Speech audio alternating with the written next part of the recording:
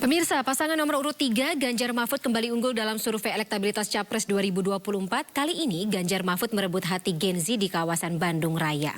Dengan jumlah pemilih Gen Z yang mencapai hampir 23%, apakah artinya peluang Ganjar Mahfud ini kian terbuka untuk memenangkan hati generasi muda secara luas?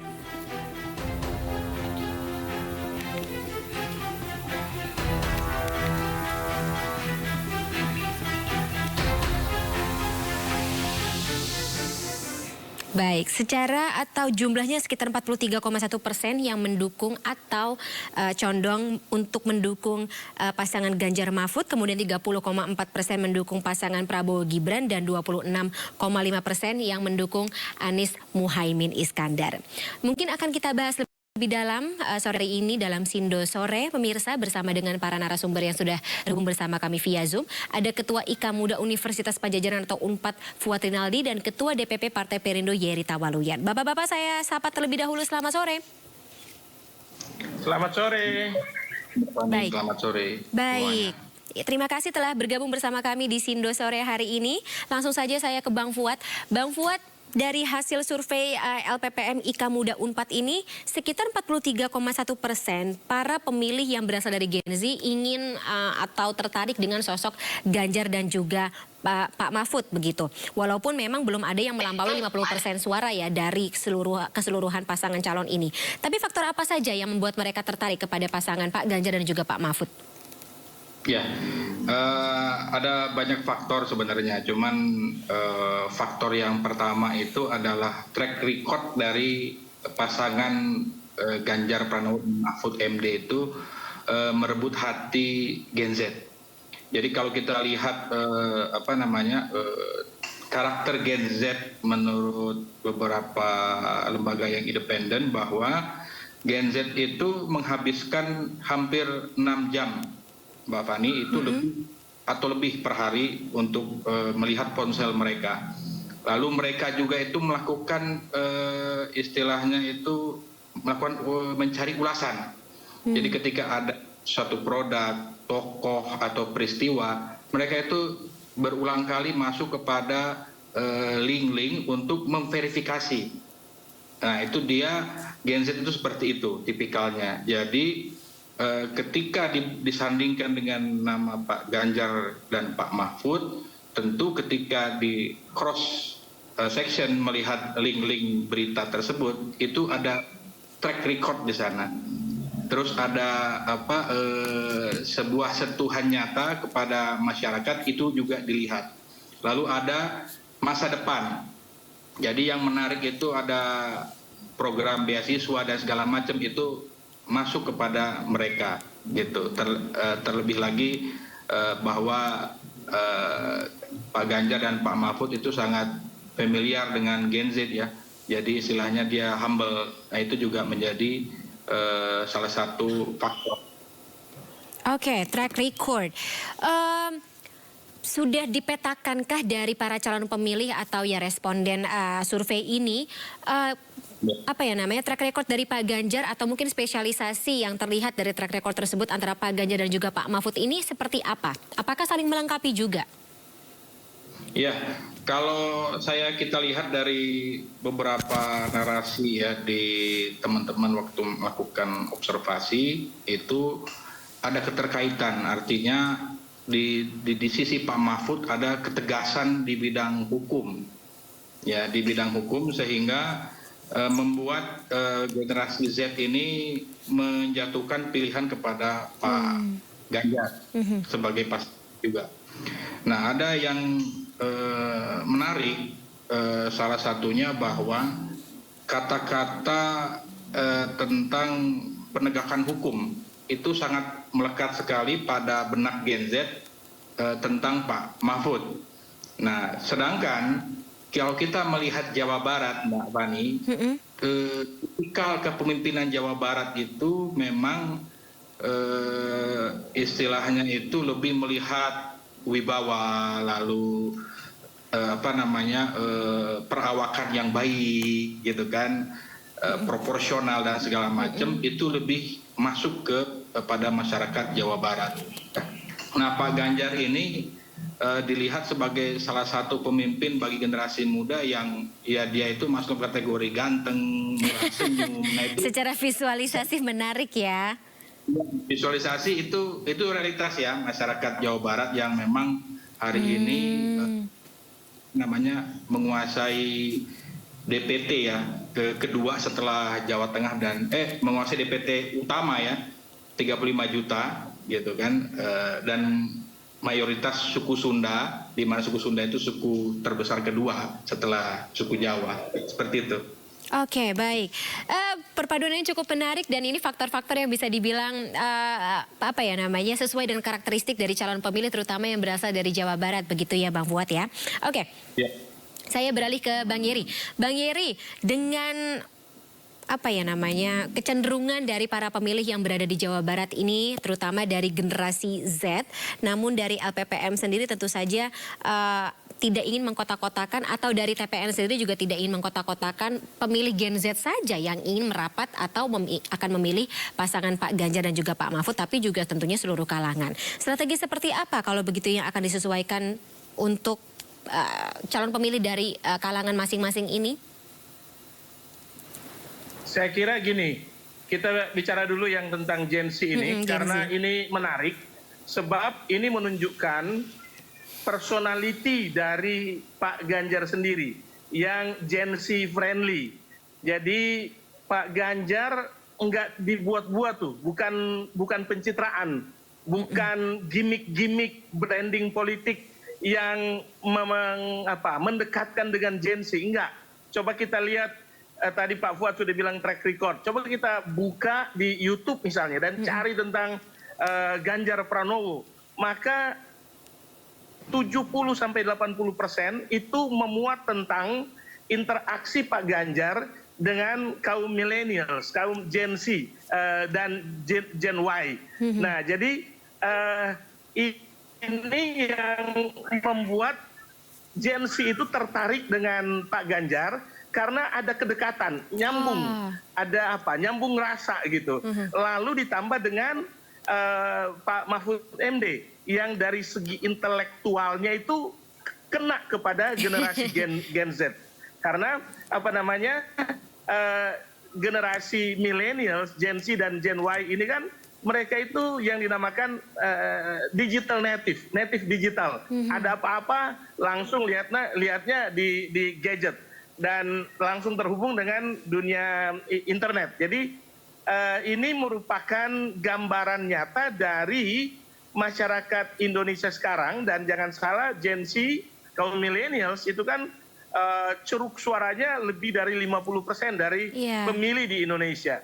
Namun demikian tentu dari pihak tim pemenangan Pak Ganjar dan Pak Mahfud tentu kita akan menjangkau seluruh kalangan, seluruh lapisan masyarakat, seluruh komunitas karena Pak Ganjar dan Pak Mahfud itu gampang masuknya ke semua kalangan, ke semua lapisan masyarakat itu dapat diterima tanpa harus ada pencitraan dan gimmick-gimmick, tanpa harus dibuat-buat. Mereka itu memang sudah bagian dari rakyat soalnya dan akan mudah diterima oleh rakyat. Dan kita doakan saja bahwa nanti di 24 Februari mayoritas masyarakat Indonesia akan mendukung 14 Februari 2024 ya Bang Yeri ya.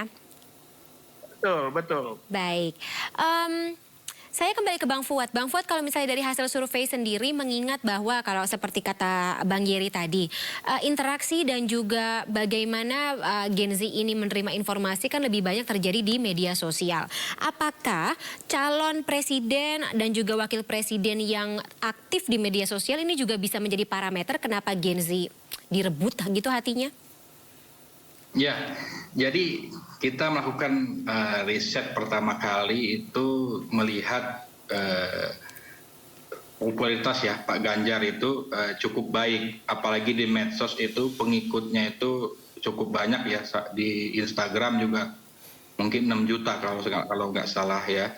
Cuman memang melihat tandemnya Pak Mahfud kita lihat Instagram per hari ini, mungkin saya kurang tahu itu waktu kita peneliti itu sekitar 10.000 atau 9.000 pengikut. Oke. Jadi memang Sambil saya cek juga. sangat jauh. Tetapi ada satu hal yang menarik dari rekam istilahnya mindset Gen Z itu tentang Pak Mahfud, yaitu ada kata-kata kejujuran dan integritas. Oke. Kejujuran dan integritas itu sangat melekat pada pasangan Pak Ganjar, terlebih Pak Mahfud sekarang mendampingi ya, itu melekat. Dan itu tidak terekspresikan di calon yang lain. Itu yang kami, nah seperti itu.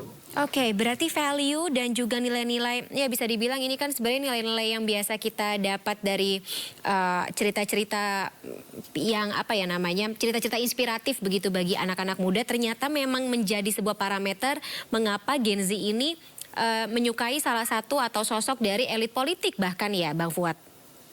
Betul, sangat betul. Jadi kalau kita melihat anak muda, kami juga melihat itu responden kami, kita lihat bahwa lebih melihat sentuhan-sentuhan Pak Ganjar itu nyata, real, bukan hanya omongan ya, gitu. Istilahnya lebih kuat gitu. Yang itu, nah kita melihat juga bahwa ada hubungan, tidak hanya Gen Z, bahwa Gen Z ini memiliki orang tua yang rata-rata Gen X. Gitu. Nah, intervensi Gen X itu juga cukup berpengaruh di berbagai penelitian kami. Itu ada pengaruh antara intervensi Gen X dan Gen Z, dia saling mempengaruhi. Akan tetapi ini istilahnya menjadi catatan bahwa Gen Z itu mempunyai sikap sendiri di antara generasi-generasi milenial dan generasi X, orang tua mereka rata-rata X. Gitu. Oke, interesting. Baik, Bang Yeri, ketika Gen Z dan juga Gen X ini kan sebenarnya generasi yang saling bersinggungan satu dengan yang lainnya gitu, tidak terlalu jauh keterkaitannya, tetapi pangsa pasarnya bisa dibilang juga lagi-lagi harus perlu kita mapping seperti apa. Dan lagi-lagi saya tanya, Pak Ganjar dan juga Pak Mahfud ini bagaimana bisa mengambil hati dua kalangan yang menjadi calon pemilih dengan jumlah terbesar untuk pemilu 2024 ini, dengan karakteristiknya masing-masing, mengetahui bahwa Gen X bisa mempengaruhi Gen Z dan sebaliknya Gen Z juga bisa memberikan influence kepada Gen X. Nah gini, Pak Ganjar sendiri kan adalah bagian dari Gen X. Iya. Bagian dari Gen X, beliau Gen X, beliau lahir di tahun 60-an. Jadi makanya beliau itu, Pak Ganjar itu tidak terlalu kesulitan untuk beradaptasi dan mengambil hati dan bergaul dengan Gen Z di bawahnya. Karena memang sudah seperti itulah kepribadian beliau yang mudah bergaul dengan siapa saja. Ini manusia langka ini tokoh langka nih, bisa bergaul akrab dan langsung nyambung dan langsung dapat diterima oleh semua kalangan, terutama Gen Z. Lalu tadi izin saya singgung sedikit tentang pemanfaatan media sosial. Semua orang bisa memakai media sosial sebagai sarana komunikasi publik. Semua orang bisa bermedsos, tetapi kan ini bagaimana kualitas dari pribadi yang menggunakan medsos untuk berkomunikasi kepada khalayak, kepada publik. Kalau Pak Ganjar itu kekuatannya bukan karena beliau aktif di media sosial saja, bukan, tetapi kontennya ini, kepribadiannya dan apa yang beliau lakukan. Jadi what dan who he is, siapa dia sebenarnya, kepribadiannya, dan what is he doing, apa yang dia lakukan, pencapaian apa yang dia sudah lakukan, dan itu yang dilihat oleh publik. Jadi sekarang kami berharap bahwa masyarakat, baik itu Gen Z tentu dan Gen X yang lahir di atas tahun 60-an, tetapi juga generasi baby boomers yang kalau sekarang udah eyang-eyang, tapi mereka masih punya kekuatan untuk untuk mempengaruhi generasi di bawahnya. Jadi baby boomers akan mempengaruhi generasi X akan mempengaruhi anak-ananya yaitu Gen Z dan Gen Y.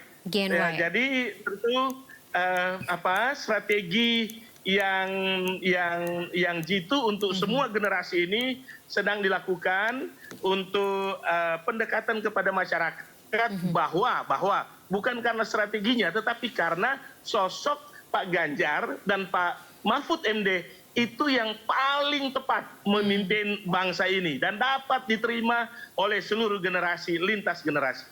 Oke, kalau bisa saya konklusikan sementara, koreksi saya kalau saya salah Bang Yeri, ketika menempatkan diri atau berkampanye di depan para Gen X berarti menempatkan diri satu letting, satu angkatan gitu, karena kan Pak Ganjar dan juga Pak Mahfud sama-sama dari Gen X, tapi kalau kepada Gen Y berarti menempatkan dirinya sebagai orang tua yang bersifat atau membuka diri sebagaimana layaknya teman.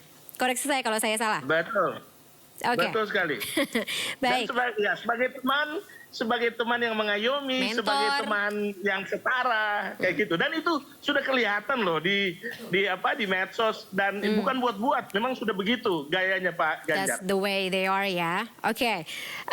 Saya balik lagi ke Bang Fuad. Mungkin ketika survei LPPM ini mengambil sampelnya dari tanggal 7 sampai dengan 18 November, di sini kita lihat bahwa sebenarnya untuk prosentasenya masing-masing ya berbeda, tidak terlalu jauh. 43,1% ke Pak Ganjar dan juga Pak Mahfud, 30,4% ke Pak Prabowo dan juga Gibran, 26,5% ke Pak Anies dan juga Pak Muhaimin. Belum ada yang mencapai lebih dari 50%. Apa yang bisa Bang Fuad konklusikan dari hal ini dan kenapa, apakah memang cukup common ketika sebelum masa kampanye dilaksanakan 50% tersebut belum jadi sebuah batas minimum atau susah untuk diraih? Ya, kalau saya melihat Pak Ganjar, Pak Mahfud ketika di lapangan bahwa beliau itu pasangan ini itu yang paling mampu ya, istilahnya memenangkan pemilu jika itu satu putaran. Itu yang kita catat, itu kan. Tapi kan nanti kembali kepada tim pemenangan bahwa di dalam waktu kurang lebih di bawah 3 bulan ya, 85 hari ya kurang lebih ya, bagaimana meningkatkan itu dengan kemenangan yang nyata satu putaran. Itu yang menjadi titik poin. Jadi bagi kami melihat Pak Ganjar Mahfud itu ketika mampu merebut hati Gen Z ini, nah itu dia punya juga influence generasi X gitu kan, punya korelasi itu, bahwa kami juga melihat korelasi itu saling mempengaruhi. Itu yang menjadi titik poin kita bahwa kemungkinan ada paling mungkin menang satu putaran itu Pak Ganjar Mahfud dibanding pasangan. Oke, tinggal bagaimana bisa konsisten untuk pangsa pasar dan juga ceruk suara yang cocok dengan visi misi dari yang masing-masing, terutama untuk Pak Ganjar dan juga Pak Mahfud sendiri. Baik, terima kasih sebelumnya saya ucapkan kepada Bang Fuad dan juga Bang Yeri atas waktunya dalam Sindo sore kali ini. Sehat-sehat selalu Bapak-Bapak, kita ketemu lagi dalam kesempatan ya. Sekali lagi saya ucapkan terima kasih. Selamat sore, sampai jumpa. Terima kasih. Terima kasih.